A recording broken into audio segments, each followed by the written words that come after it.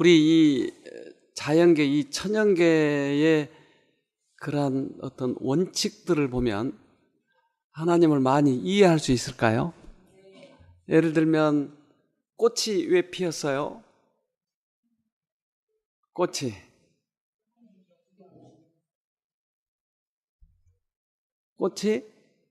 핀 이유? 사람들을 기쁘게 하시기 위해서. 그 멍멍이가 기뻐한 거 봤어요? 꽃 보고? 예.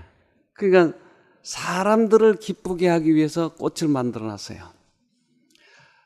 어떤 미술 작품을 보면 그 미술 작품을 그린 그 작가가 어떤지의 성격을 우리는 유추할 수가 있어요. 어두운 것을 많이 쓰고 또 과격한 그런 그림의 어떤 표시가 있으면 이 사람은 좀 우울증이 있나 보다 이렇게 좀 알게 되죠. 그래서 어린아이에게 요즘에 그림을 그리도록 해서 그림 치료를 하기도 하는데, 아빠는 굉장히 크고 엄마는 조그맣게 그려가지고 아빠 밑에서 벌벌 떠는 엄마를 그려놨어요.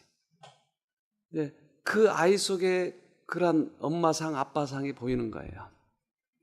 자기를 그리라고 그랬더니 자기는 그 문 안에서 안 보이게 그려놨어요. 그러니까 그림으로 이 아이의 이 내면을 보게 되는 거죠.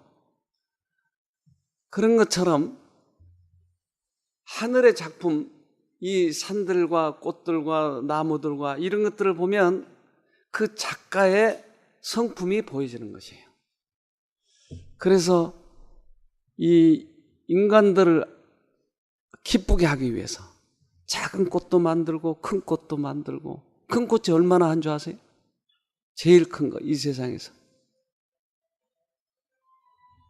우리 얼굴만 할까요?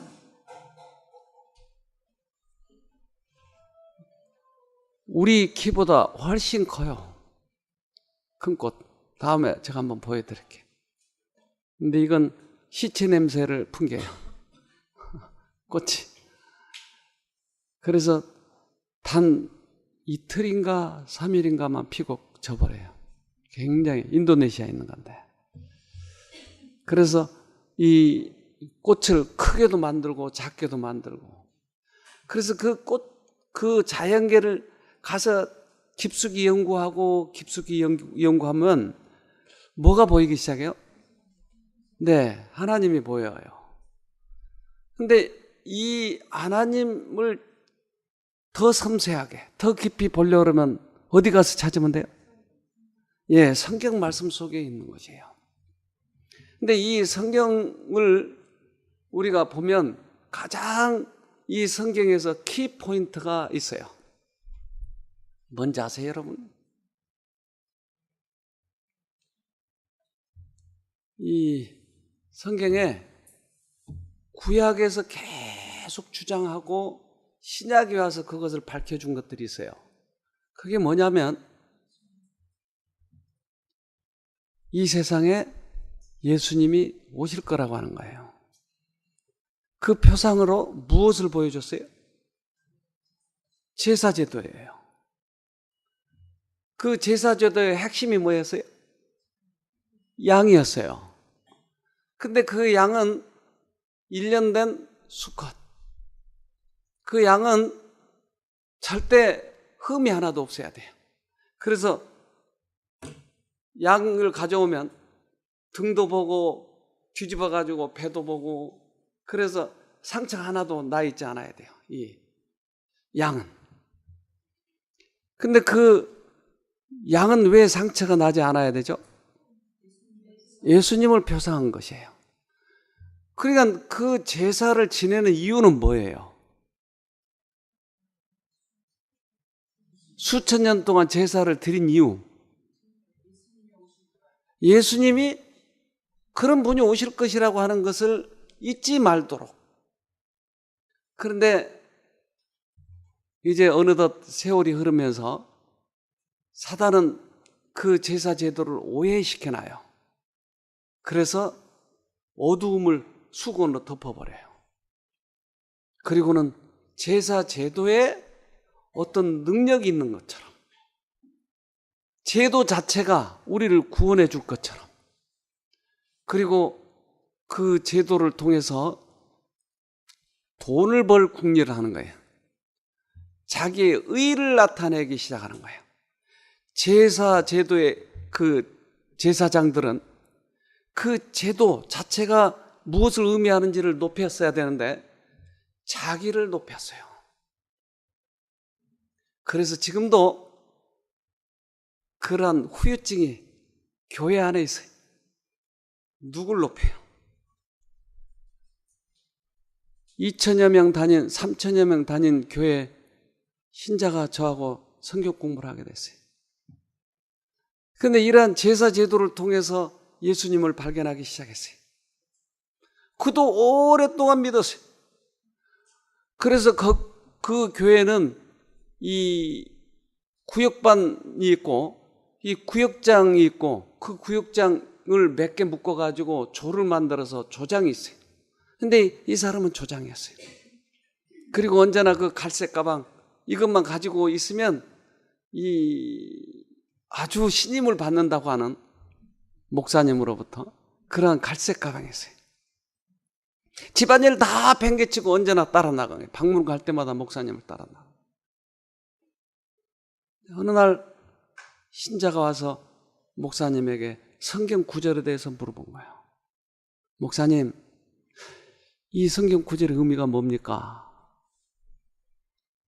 근데 누굴 통해서 왔어요? 바로 왔어요? 바로 왔죠. 아니, 집사를 통해서 장로를 통해서 와야지 바로 오다니. 그 통해서 오세요. 장로를 통해서 오라고. 장로한테 여쭤보고 그 장로가 목사님에게 그러면 면담을 시켜주겠다고 해서 와야지 어떻게 바로 오냐고. 근데 그것을 옆에서 보면서 교회에도 이러한 루트가 있고 제도가 있구나. 어느 날 자기 딸 대학 시험을 보는데 합격하도록 기도해달라고 그것을 장로님한테 얘기를 했어요.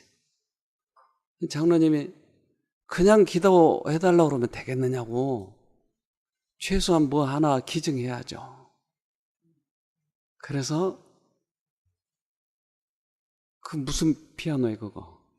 그랜드 피아노를 기증을 했어요.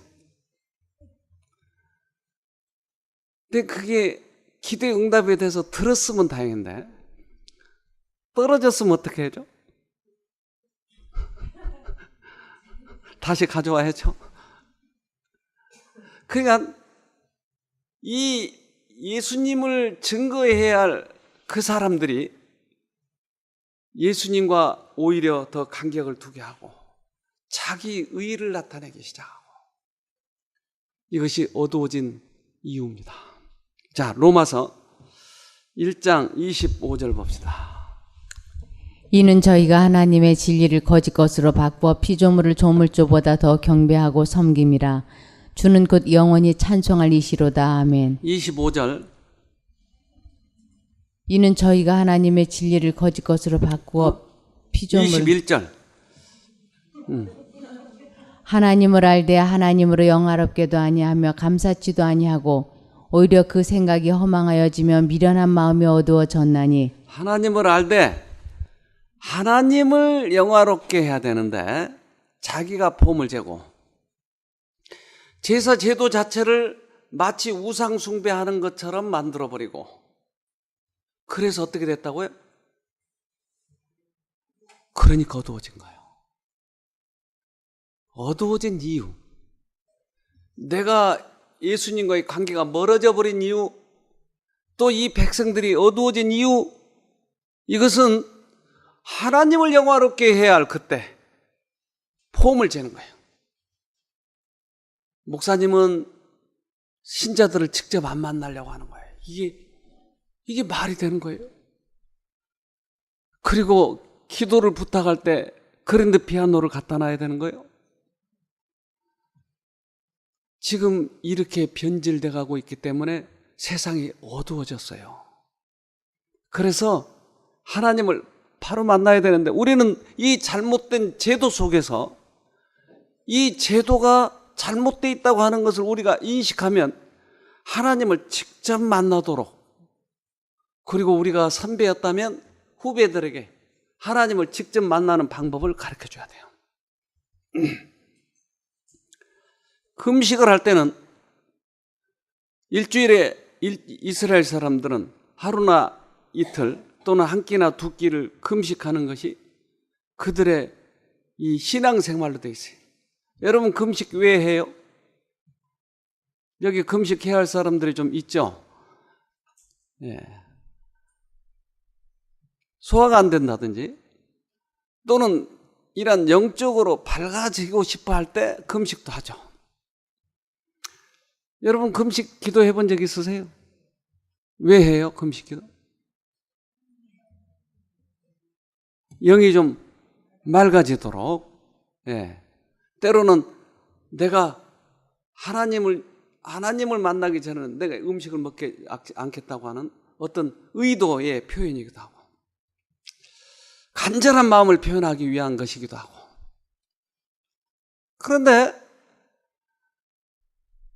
금식 기도할 때 누가 좀 알아주면 좋겠어요, 내 신앙을. 그러니까 금식 기도를 하루쯤 하고 나면 얼굴이 어때요? 초췌해져. 그러니까 화장품을 바르면 안 돼요. 예. 좀 깨재재한 대로 좀 보여줘야 되니까. 머리에 기름을 바르면 너무나 이게 금식 안 한 것처럼 보이니까 머리에 기름도 바르지 않고 그저 깨재재한 얼굴로 가면, 야, 저 사람 금식 기도했구나 알아주도록 하기 위해서. 그래서 예수님이 뭐라고 그래요? 그들에게 기도하려거든 어떻게 하라고요? 골방에서. 그 다음에 마태복음 6장 봅시다.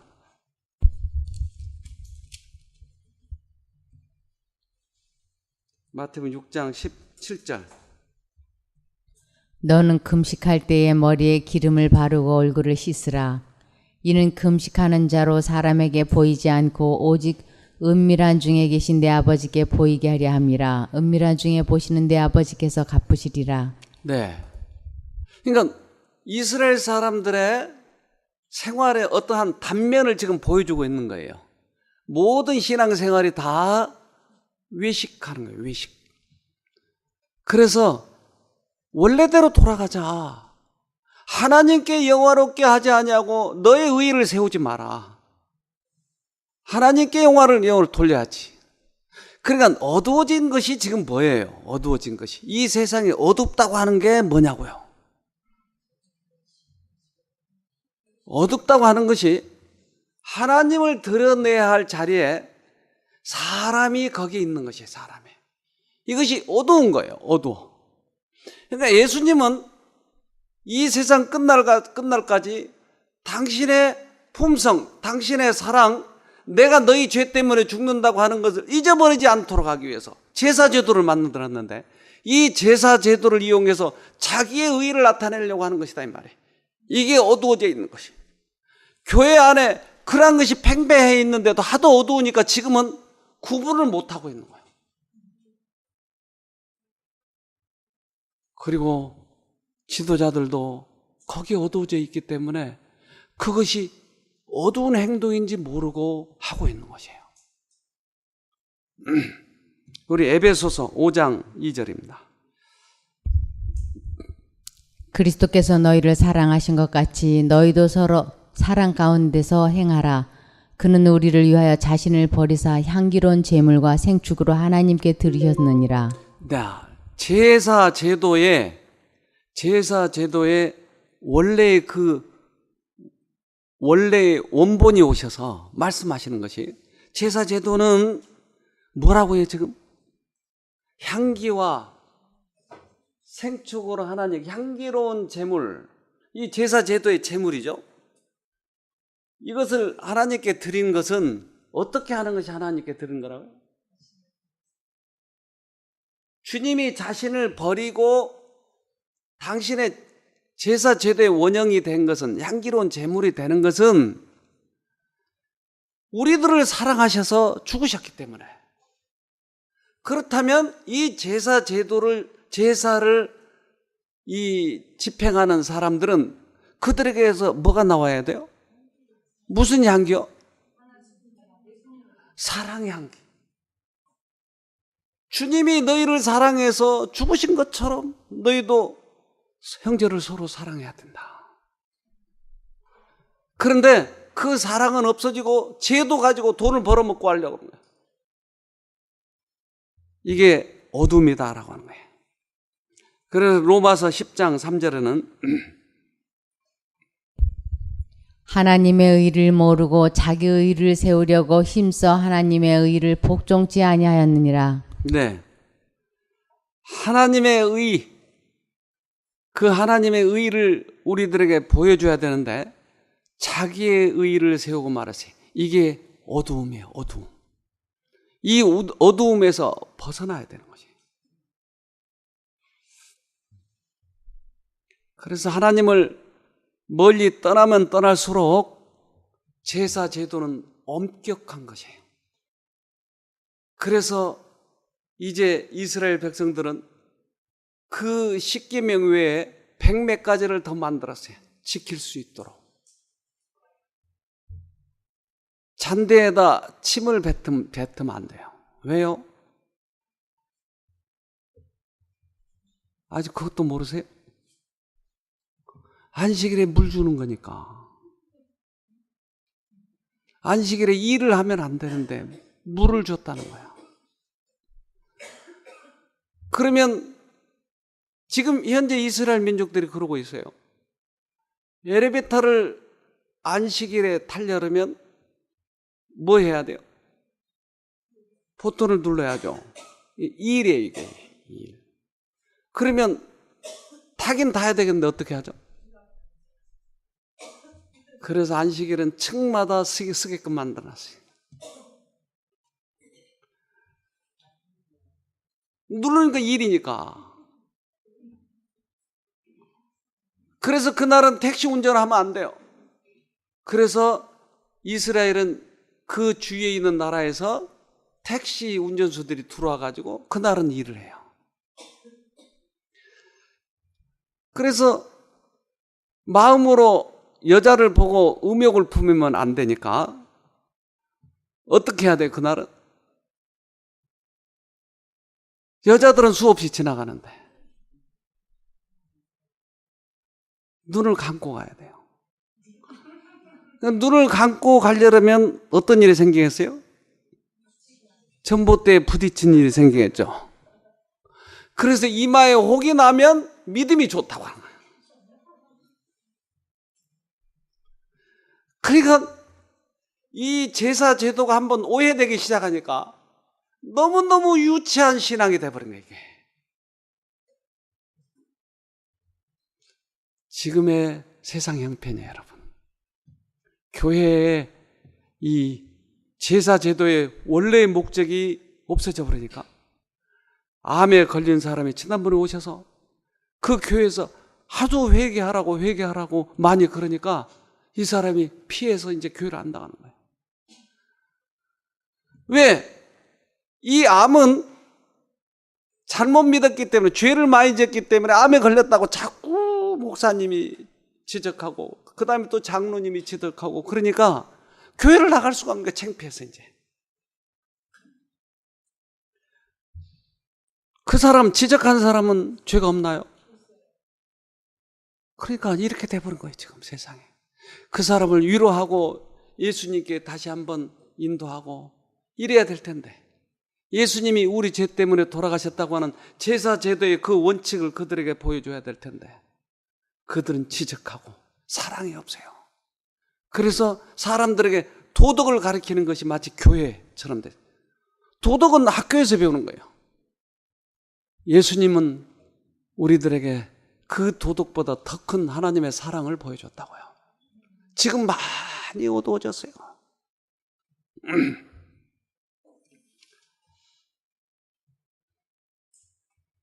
자, 우리 그 하나 봅시다. 어떤 것들은 푸른 빛을 띠기도 하고 어떤 것은 마치 가죽에 털이 달린 것처럼 보입니다. 뭐 같아 이게? 말벌의 날개는 빛의 각도가 적당하면 무지개 빛을 띱니다. 그리고 그 배는 짙은 갈색 털로 덮여 있죠. 암말벌은 자신의 존재를 알리는 향기를 뿜어내기도 합니다. 그런데 이 벌란초도 똑같은 향기를 내뿜어서 순말벌은 그 유혹을 뿌리칠 수 없게 됩니다.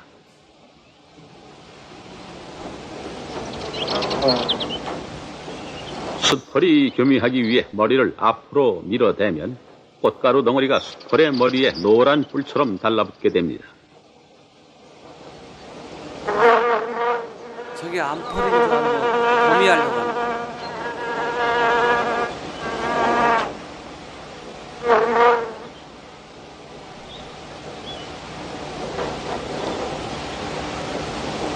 숫펄은 자신에게 어떤 일이 생겼다는 것을 인식하긴 하지만 이미 어쩔 도리가 없는 것이죠. 곧 또다시 다른 암펄을 찾아 떠나게 됩니다. 이것이 바로 벌란초가 원하는 것입니다. 왜냐하면 이번엔 숫펄이 다른 가짜 암펄에게 꽃가루를 옮겨줄 것이기 때문입니다.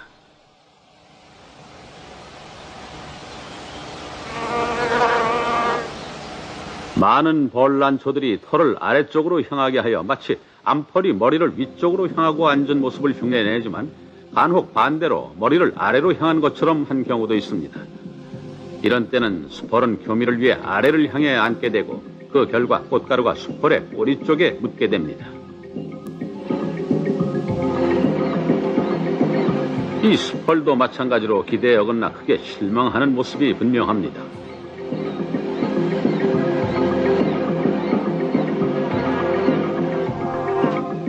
벌란초의 모방은 때로는 너무나 확실하고 유혹적이어서 하나의 꽃에 여러 마리의 열렬한 구혼자들이 한꺼번에 몰려들기도 합니다. 그 중에 일부는 벌란초에 접근해서 결과적으로 꽃가루에 배달을 하게 되지만 너무 많은 벌들이 몰린 까닭에 어떤 수펄들은 서로 교미를 시도하기도 합니다. 그 암펄을 흉내낸 그런 난초꽃, 그러니까 숯벌들이 날라와가지고 용을 쓰지만 교미가 안 되는 거예요. 쟤들이 어디서 배웠을까요, 저거? 꽃을 저렇게 암펄을 흉내내는 거. 향기도 똑같대잖아요. 암펄이 내는 향기하고 똑같다고 그러잖아요. 어느 세미나에 가서 배웠을까요, 쟤들이? 암펄 흉내내가지고 숯불을 유혹하는 저걸 어디서 배웠냐고요. 사단은 이 제사 제도를 흉내내가지고 자기를 경배하게 만드는 것이에요. 결국은 제사 제도의 그것을 원래의 목적을 바꿔놔 버렸어요. 예수님을 만나면 우리가 기쁘고 즐겁고 용서가 거기 있고 사랑이 거기 있고, 그러니까 그것을 만나야 될 텐데 사단은 이것을 바꿔놔가지고 교회 오면 율법주의야, 거기 가면 하도 죄를 지적하니까 못 가겠어, 교회는 돈 많은 사람들만 가는 곳이야, 거기는 가난하고 힘들고 예수의 용서가 필요한 사람은 가는 곳이 아니야, 이렇게 많이 바뀌어 있습니다 지금. 그래서 주님께서는 다시 한번 이 원래의 목적을 회복시키기 위해서 이 땅에 오신 것이에요.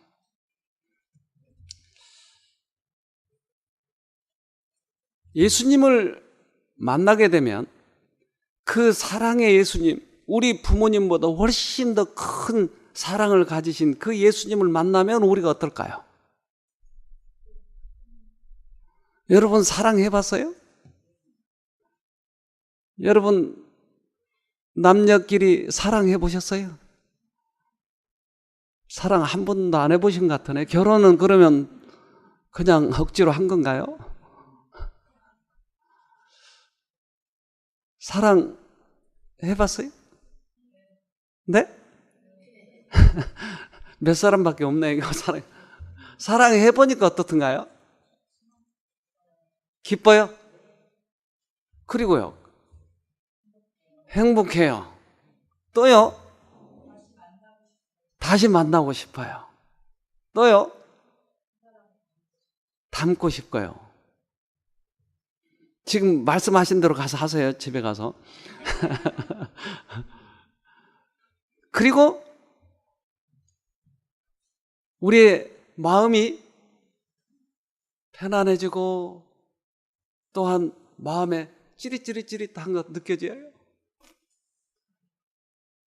그러니까 만약에 예수님을 실제적으로 만나면, 우리들이 사랑을 만나면 우리들의 생애가 바뀌겠죠. 근데 그 일이 일어나지 않는 이유는 잘못 만나서. 그러니까 예수님은 예수님의 품성을 이렇게 보여주려고 하는데 가려버리니까 안 보이는 거예요. 그러니까 이 품성을 보여주도록 하기 위해서 예수님은 여러 가지 모양으로 이 땅에 오셔서 하셨다고요.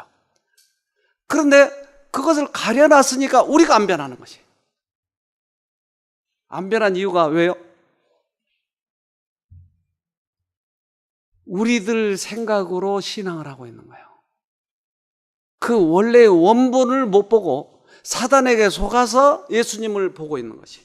나는 예수 믿는다고 해요. 그런데 우리들의 사상은 맞아, 돈을 많이 내면 되지, 죄지면 돈으로 갚으려고 해요. 그래서 많이 오해되어 있기 때문에 지금 우리가 변화되지 않는 것이. 원본을 봐야 돼요. 누가복음, 이거 먼저 봅시다. 시편 19편 7절. 여호와의 율법은 완전하여 영혼을 소송케 하고 여호와의 증거는 확실하여 우둔한 자로 지혜롭게 하며. 네, 여호와는, 하나님의 말씀은, 하나님의 원본은 사람들을 어떻게 한다고요? 지혜롭게 하고 정신이 소생되는 것이에요. 그러니까 그렇게 되지 않는 이유는 지금 속아 있는 것이. 내가 가지고 있는 이 지식으로, 나의 이해력으로 이 안에서 예수를 이해하려고 하는 것이. 이제까지 배웠던 것, 유전적으로 배웠던 것, 그리고 그동안 잘못 배웠던 이것으로 예수를 지금 알려고 하는 것이. 때때로 우리는 성경 말씀을 하나를 이해하게 되면 여기에 대한 쾌감이 있어요. 옛날 몰랐던 거 알았어, 이런 쾌감이 있어요. 그래서 이 쾌감만을 따라가려고 하니까 자꾸 이상한 쪽으로 빠지는 거예요.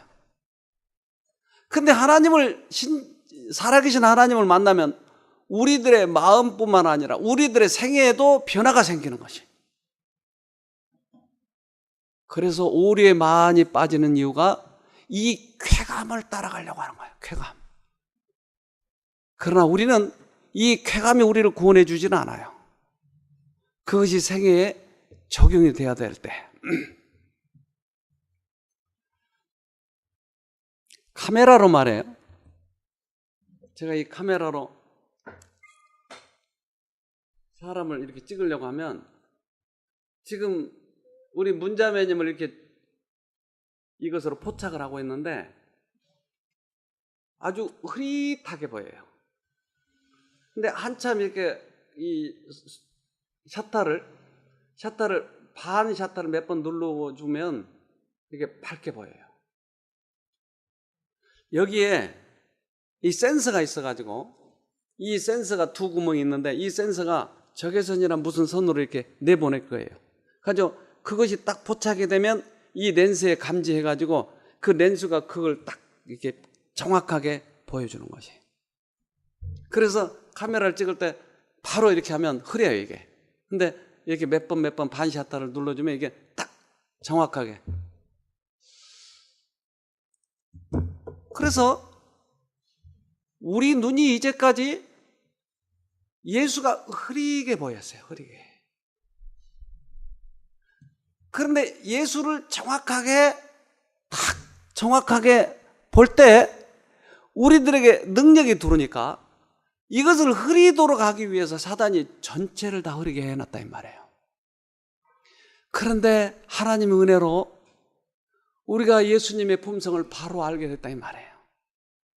그렇다면 다른 사람들에게 그것을 초점을 정확히 볼 수 있도록 자꾸 이해시켜 주는 것이 우리들의 사명이에요. 돈 뜯어내는 것이 사명이 아니고 예수님을 정확하게 볼 수 있도록. 왜냐하면 예수님을 정확하게 보면 그들이 변화되니까.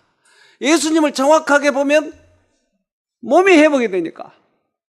여기 우울증 환자들 왔잖아요. 암 환자들 왔잖아요.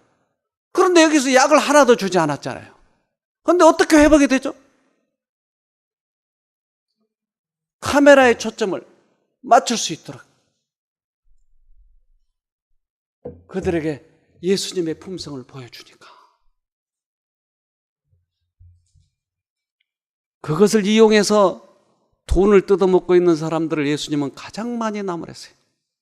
이 외식하는 자들아, 바리새인 서기관들아. 예수님이 가장 많이 나무란 존재가 그들이었어요. 직접 예수님을 보도록 만들어줘야 되는데, 제사의 원형을 보여주도록 해야 되는데, 그 제사 제도로 인해서 폼재고 돈을 벌어먹으니까 이 사람들을 가장 많이 나무랬어요. 왜? 그를 통해서 얼마나 많은 영혼들이 구원을 받지 못하냐고요. 사도행전 26장 18절입니다. 그 눈을 뜨게 하여 어두움에서 빛으로 사단의 권세에서 하나님께로 돌아가게 하고 죄 사함과 나를 믿어 거룩해 된 무리 가운데서 기업을 얻게 하리라 하더이다. 네. 그 눈을 뜨게 해서 어두움에서 빛으로. 이것이 우리가 해야 할 일이겠죠. 예수님은 그렇게 하라고 하는 것이에요. 자, 빌립보서 2장 5절을 하나 더 봅시다. 너희 안에 이 마음을 품으라. 곧 그리스도 예수의 마음이니 그는 근본 하나님의 본체시나 하나님과 동등됨을 취할 것으로 여기지 아니하시고 오히려 자기를 비어 종의 형체를 가져 사람들과 같이 되었고 자기의 모양으로 사람의 모양으로 나타나셨음에 자기를 낮추시고 죽기까지 복종하셨으니 곧 십자가에 죽으심이라. 네. 예수님은 자기를 낮추시고, 얼마만큼 낮추시고요? 하늘의 왕이 자기가 만든 인간 모습, 그것도 아주 이 누추한 모습으로 오신 거예요. 그러니까 자기를 낮출 수 있을 만큼 낮추신 거예요. 낮추신 것뿐만 아니라 십자가로 죽으셨어요. 그러니까 이 십자가의 죽으심은 예수님의 품성을 우리들에게 한눈에 볼 수 있게 해주신 거예요. 그러면 그 십자가 예수님을 계속 바라보면 우리가 어떻게 될까요? 우리도 낮아질까요? 그럼요. 그 십자가를 안 보니까 폼재는 거예요. 십자가를 지속적으로 바라보면 낮아지고 낮아지게 해요. 우리가 낮아진 거예요. 그리고 우리 아래는 그들을 위해서 이타적인 정신으로 바뀌어지는 거겠죠. 그런데 왜 높아지냐고요? 왜 규율은 더 엄격해지냐고요? 그래서 사람들이 조금 해이해지면 이제는 율법을 더 정확히 지킵시다. 율법을 우리가 지킬 수 있나요? 아니요, 지킬 수 없어요, 우리는. 주님이 들어오시면 그 율법이 지켜지겠죠. 그럼 율법을 안 지키는 백성들 보고는 어떻게 해야 돼요? 예수님을 더 높여야 돼요. 그러면 예수님을 바라보면 우리들이 율법이 지켜지니까. 그런데 이것을 경험하지 못하면 올해는 율법을 더 지킵시다. 그래서 이스라엘 민족들이 했던 그것을 반복하는 것이 금식, 그리고는 이마에 혹이 나도록 눈 감고 다니자고. 이게 지금의 형편이에요. 왜? 제사 제도의 그 원뜻을 가려놔 버렸기 때문에. 우리 하나 동영상 더 봅시다.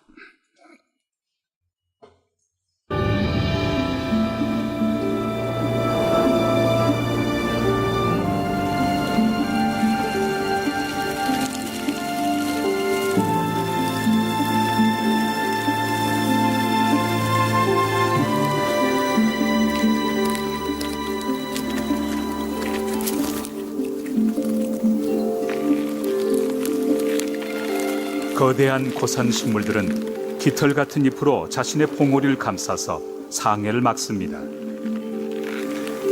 그러다 기온이 오르면 잎이 차례로 하나씩 열립니다.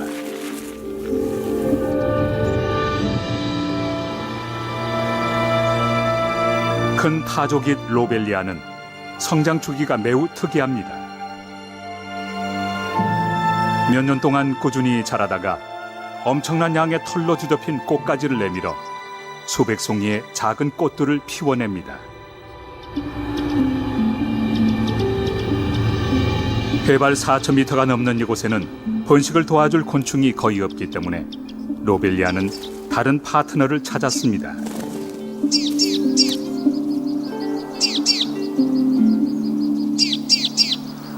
풍부한 꿀을 이용해 높이 날기로 유명한 태양새를 유혹합니다.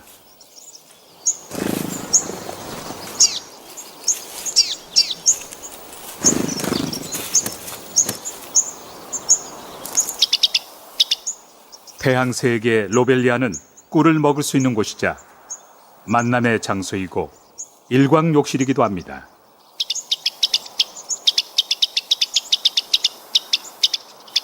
대신 태양새는 로벨리아의 꽃가루를 퍼뜨립니다.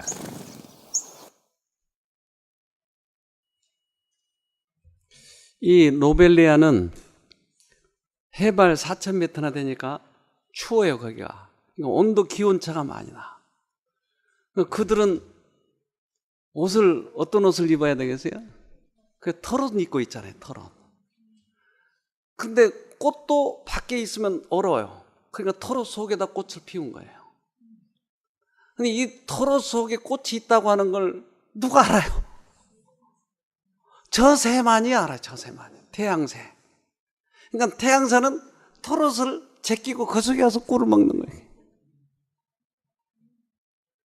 저 태양새만이 그 꽃을 아는 거예요. 그래서 수분을 하는 거예요. 화분을 옮겨주는 거예요. 어떻게 그걸 할까요? 어떻게? 우연이죠. 이게 섭리예요. 섭리. 내가 암이 걸렸다고 하는 걸 하나님이 아실까요? 그럼요. 로벨리아를 아시는 분이, 그 꽃이 그 속에 들어가 있다는 것을 아시는 분이, 태양새를 보내신 분이 우리들에게 안 보내시겠어요? 사랑이 얼마나 크신데. 백부장이 있었어요. 그런데 이 백부장은, 이스라엘은 그때 당시 로마의 이 치하에 있었기 때문에 백부장의 권세는 대단한 것이었어요. 일제시대 때 우리 그 영감님들 경험하신 분들 보면 일본 사람들 얼마나 대단했는지 얘기해. 그래서 길 가던 사람, 너 이리 와, 이거 짐 가지고 와. 그러면 꼼짝없이 들고 와야 된다는 거야. 근데 백부장은 종들을 그때 부리고 있었는데, 종 하나에, 그때는 뭐 하나로 쳤는지 한 마리로 쳤는지, 종 한 마리에 100만 원 정도 주나 200만 원 정도 주나, 아마 그렇게 사고 팔았을 거야. 좀 힘센 종들은 한 500만 원 정도 할 거고. 그런데 그 종이 아프다고 하는 거예요. 그 다른 백부장들은, 야, 저 병든 종 팔아버려라, 싼 값에. 그리고 새 종 사와라 할 텐데, 이 종이 아픈 것에 대해서 마음이 아픈 거예요. 어떻게든 이제 고쳐주고 싶은 거예요. 그런데 자기가 믿는 종교보다는 유대인들이 믿고 있는 종교가 좀 나은 것 같아. 그리고 그는 유대인들이 예수라고 하는 사람들을 쫓아다니고 있는데, 예수의 생애를 보니까 상당히 감동이 있는 거예요. 그래서 이 유대 장로들한테 여보게나 자네가 믿는 그 종교 그 지도자 있잖아, 예수, 그 사람 좀 만나게 해주게나. 우리 종이 아파서 그러는데 가서 좀 얘기 좀 해주게나. 그러니까 그 유대 지도자들이 예수님께 와서 예수님, 저 백부장 좀 만나주세요. 저 사람은 우리들에게 회당도 지어주고 우리 민족들에게 퍽 많은 그런 선심을 쓰고 그랬어요. 그러니 저분을 좀 만나주십시오. 그러니까 예수님이 그래 내가 만나주겠다. 가자. 어디냐? 백부장 집을 가려고 하는데 백부장이 쫓아나왔어요. 내가 너희 집에 갈게. 예수님, 우리 집에 오심을 감당치 못하겠나이다. 그저 말씀으로만 하세요. 나도 종이 있기 때문에 종들한테 말하면 그들이 다 행동에 옮기잖아요. 그러니 말씀만 하옵소서. 그러면 우리 종이 낫겠나이다. 예수님이 깜짝 놀라요. 그냥 놀란 게 아니에요. 예수님은 너무나 놀라서 이만한 믿음을 이스라엘에서 못 받느니라. 그러니까 이스라엘에 많은 사람들이 믿는데 그 중에 이런 믿음을 못 받다는 거예요. 예수님이 좀 과장하시니까 그러죠. 언제나 예수님은 좀 과장하시잖아요. 아니요? 그러면 진짜로 이 사람이 최고의 믿음을 가졌나요? 이방인인데요. 그러면 그 믿음이 뭐예요?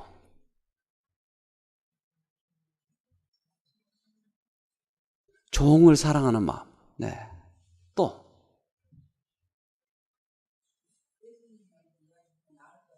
예수님한테 얘기하면 나을 거라는. 또 여러분 이거 못 보면 아직도 많이 가려 있습니다. 이분의 믿음이 뭐냐고요? 순종. 또요. 아직 안 보였어요.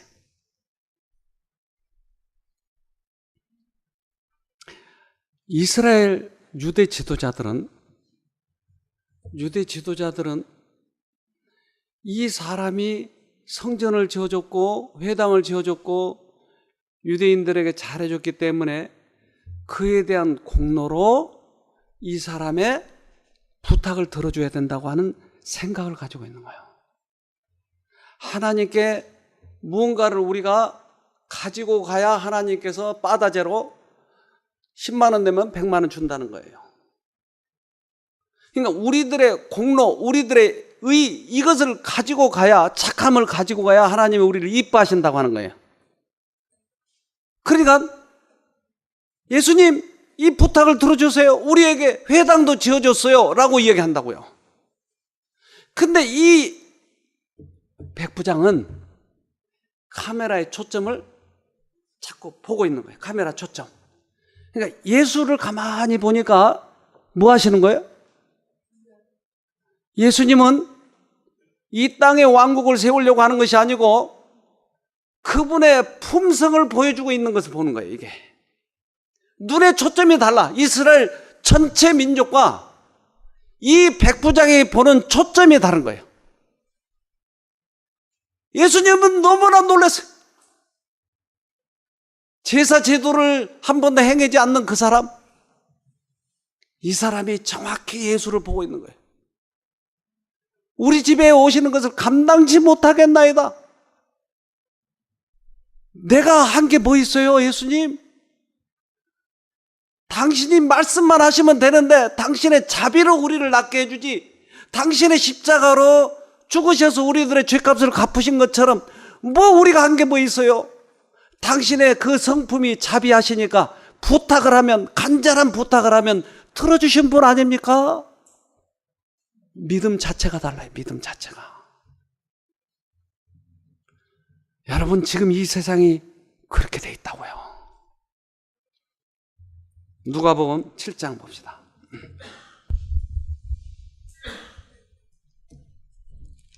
누가복음 7장 6절인가요? 네, 5절부터 봅시다. 저가 우리 민족을 사랑하고 또한 우리를 위하여 회당을 지었나이다 하니 예수께서 함께 가실새 이에 그 집이 멀지 아니하여 백부장이 벗들을 보내어 가로되 주여 수고하시지 마옵소서. 내 집에 들어오심을 나는 감당치 못하겠나이다. 그러므로 내가 주께 나아가기도 감당치 못할 줄을 알았나이다. 말씀만 하사 내 하인을 낫게 하소서. 저도 남의 수하에 든 사람이요 제 아래에도 군병이 있으니 이더러 가라 하면 가고 저더러 오라 하면 오고 제 종더러 이것을 하라 하면 하나이다. 예수께서 들으시고 저를 기히 여겨 돌이키사 쫓는 무리에게 이르시되 내가 너희에게 이르노니 이스라엘 중에서도 이만한 믿음은 만나보지 못하였노라 하시더라. 보내었던 사람들이 집으로 돌아가매 종이 이미 강권하여 졌더라. 백부장의 소원이 왜 들어졌어요? 그 믿음이에요. 그 믿음. 우리들이 병이 어떻게 해서 낫겠어요? 그 믿음이에요. 우리들이 가지고 갈 게 아무것도 없어요. 우리들의 공로도 없어요. 다 하나님께서 만드신 것 그 속에서 우리가 생활하고 있는 거예요. 근데 하나님은 너무나 사랑이 크고 자비하시기 때문에 필요해서 구하는 자에게 주시겠다고 약속하셨어요. 그러니까 우리들의 공로가 아니고 당신의 공로, 그것에 의지하고 당신의 약속을 의지해서 기도하는 그 기도를 들어주신다고 하는 거예요. 그럴 때 하인이 나았잖아요. 여러분의 믿음이 너무나 잘못되어 있는 것이. 그래서 믿음을 조금씩 바꿔가려고 하지 말고 다른 믿음을 잡아야 돼요. 이제까지 우리들이 너무나 어두워져 있기 때문에 도토리키적인 거예요. 누가 좀 선한가? 누가 더 도덕적인가? 누가 착한 일 많이 했는가? 이거 가지고 예수님 앞에 가려고 하니까 한 사람도 기도의 응답을 못 받는 거예요. 우리는 전혀 다른 기도, 예수님이 우리 죄 때문에 돌아가셨다고 하는 큰 의미의 진리를, 그것을 추구하고 가야 되는 것이에요. 디도서 3장 봅시다.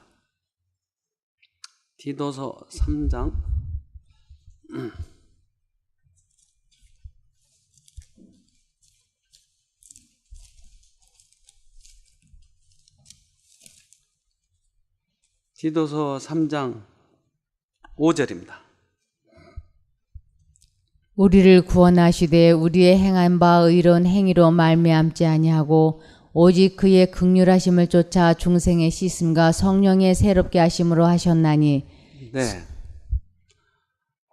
우리를 구원하실 때 우리의 의로운 행위로 구원한다고 그랬죠?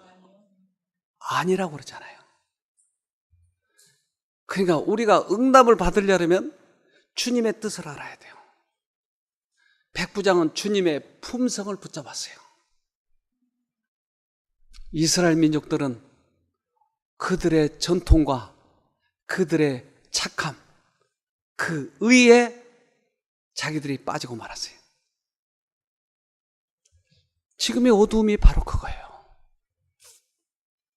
우리 천연계를 봐도 하나님의 품성이 나타나잖아요. 그 속에 사기치는 게 있던가요? 천연계 속에는 없어요. 우리 성경을 다시 봐야 돼요. 그러면 그곳에 하나님의 진리가 있어요. 우리 폼제 것 내려놓으세요. 그러면 카메라의 초점이 다시 맞춰지기 시작해요. 이제까지 뿌였던 것이 정확하게 보이게 될 거예요. 백부장은 하나님의 품성을 붙잡고 승리했어요. 그래서 품성을 오해시키려고 하는 것이, 다시 그 품성을 봐야 돼요. 그래서 꼭 승리하도록 하십시다. 자, 기도합시다. 하늘에 계신 아버지, 우리들에게 다시 한번 주님의 품성을 볼 수 있는 기회를 주셔서 감사합니다. 이제까지 우리들을 오해시키고 우리들을 격발시켜서 감정이나 우리들의 의와 선으로 구원 얻으려고 했던 과거가 있었습니다. 거기에서 구원을 받기를 원하오니 저희들을 구원하여 주시옵소서. 그리고 이제 주님의 품성을 정확히 보기를 원하오니 우리를 낮추고 주님의 품성 살아계신 하나님을 볼 수 있도록 해주셔서 꼭 승리하도록 도와주시옵소서. 우리를 죄에서 구원하신 예수님 이름으로 기도합니다. 아멘.